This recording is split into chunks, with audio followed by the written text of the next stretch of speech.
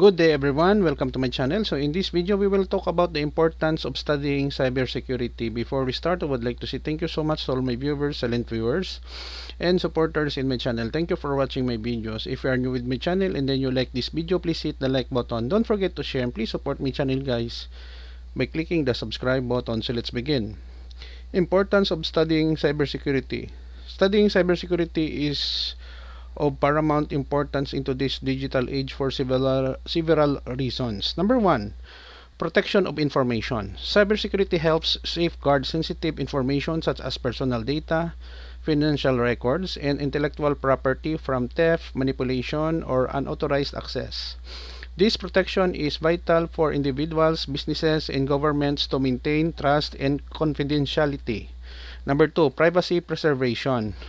In an era of increasing surveillance and data collection, cybersecurity knowledge empowers individuals and organizations to protect their privacy rights by understanding how to secure their online presence and data.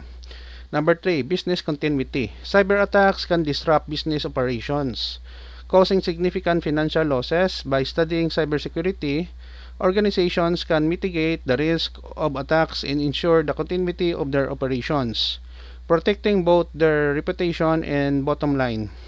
Number four, national security. Governments in critical infrastructure sectors are prime targets of cyber attacks, which can have severe consequences for national security. Cybersecurity professionals are essential for defending against these threats and maintaining the integrity of critical systems. Number five, innovation and technology advancement. Cybersecurity is integral to the growth of technology and innovation.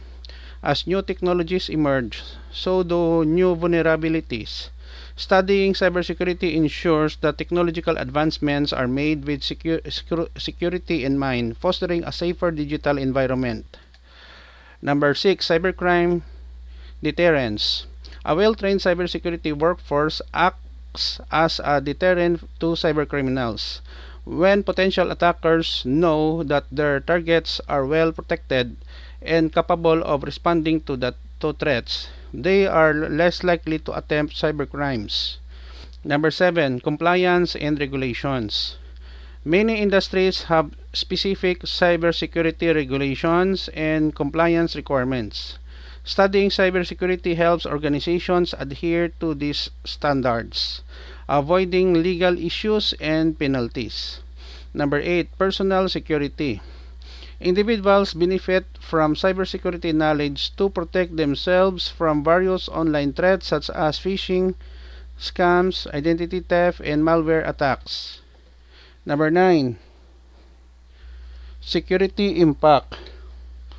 Cyber attacks can have a profound economic impact by disrupting supply chains, financial markets, and businesses. A strong cybersecurity workforce can help mitigate these impacts and contribute to economic stability. Number 10, career opportunities. The demand for cybersecurity professionals is on the rise, and studying cybersecurity opens up a wide range of career opportunities in fields like network security, ethical hacking, incident response, and more.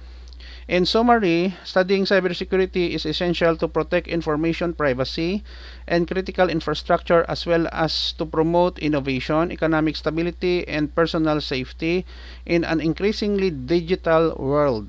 It is a field that has a far-reaching impact on individuals, organizations, and society as a whole. Okay guys, so this is the end of my report on the importance of studying cybersecurity. Thank you so much guys for watching. I hope that you have learned something new in this video. Don't forget to like, share, and please support my channel guys if you are new by clicking the subscribe button. See you in the next video tutorial guys. This is your friend Jake saying bye bye for now.